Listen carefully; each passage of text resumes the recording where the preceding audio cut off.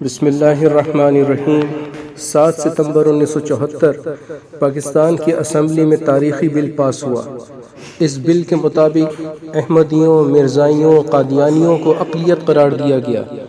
اس تحریک کے اصل محرک حضرت مفتی محمود صاحب رحم اللہ تعالیٰ تھے۔ انہوں نے 30 جون کو ایک تاریخی قرارداد جمع کرائی اور 6 ستمبر 1974 تک بحث و تمہیز کے بعد اسے ایک قانونی شق کی حیثیت دے دی گئی۔ دوسری آئینی ترمیم کے اس حصے میں، جس میں احمدیوں کو واضح طور پر آئین پاکستان نے غیر مسلم قرار دیا ہے، کو آرڈیننس 20 کہا جاتا ہے۔ اس وقت تک لوگ، خاص طور پر سیاستدان، اس مسئلے کی سنگینی سے واقف نہیں تھے، مگر جب مرزا ناصر قادیانی، جو کہ مرزا غلام قادیانی کا پوتا تھا، اس سے اسمبلی میں ہی بحث و تمہیز کی گئی اور جب اس سے یہ پوچھا گیا کہ اگر کبھی دنیا میں احمدیوں کی حکومت قائم ہو جاتی ہے تو وہ مسلمانوں کی کیا حیثیت مقرر کریں گے، اس نے کہا کہ اقلیت کے طور پر کروں گا۔ اسی کے اس کلیے کے مطابق قادیانیوں کو اقلیت قرار دے دیا گیا۔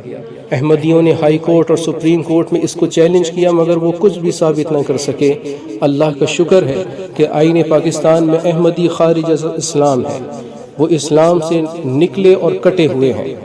وقتاً فوقتاً وہ اس قانون کو ختم کرنے کی کوشش میں ہاتھ پاؤں مارتے ہیں، مگر ختم نبوت کے نگہبان، علماء، صلحاء اس معاملے میں ہوشیار باش ہے۔ کچھ سال قبل ان کا ایک ایلچی ٹرمپ تک بھی پہنچا اور اس کے آگے اپنا رونا رویا، مگر بے سود رہا۔ علماء کرام تو اپنا کردار ادا کر چکے، اس فتنے کے سدباب کے لیے اب ہمیں اپنا کردار ادا کرنا ہوگا۔ امیر کاروان زیست امام الانبیاء تم ہو، خدا کے خاص پیغمبر محمد مصطفیٰ تم ہو۔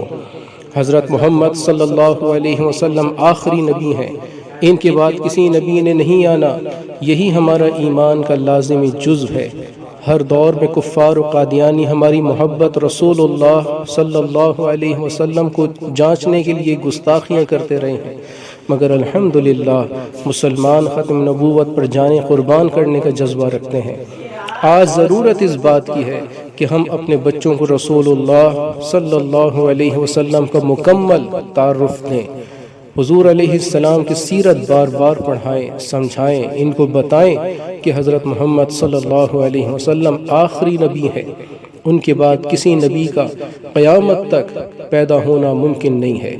ان میں حب رسول صلی اللہ علیہ وسلم بیدار کرے، ہمارے اور ہمارے بچوں کے خون میں یہ عقیدہ اس طرح رچا بسا ہو کہ کسی مقام پر کوئی دجال، کوئی کذاب ذہنی اور فکری طور پر ان کو بھلا بھی نہ سکے۔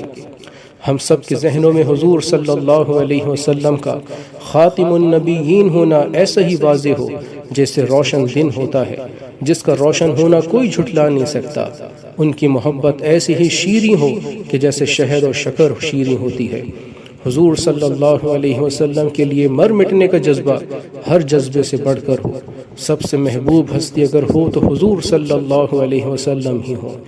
آپ صلی اللہ علیہ وسلم سے محبت اسی صورت ممکن ہے جب ہم خود بھی آپ صلی اللہ علیہ وسلم کی سیرت مطہرہ سے واقف ہوں اور اپنے بچوں کو بھی اس سیرت سے واقف کروائیں۔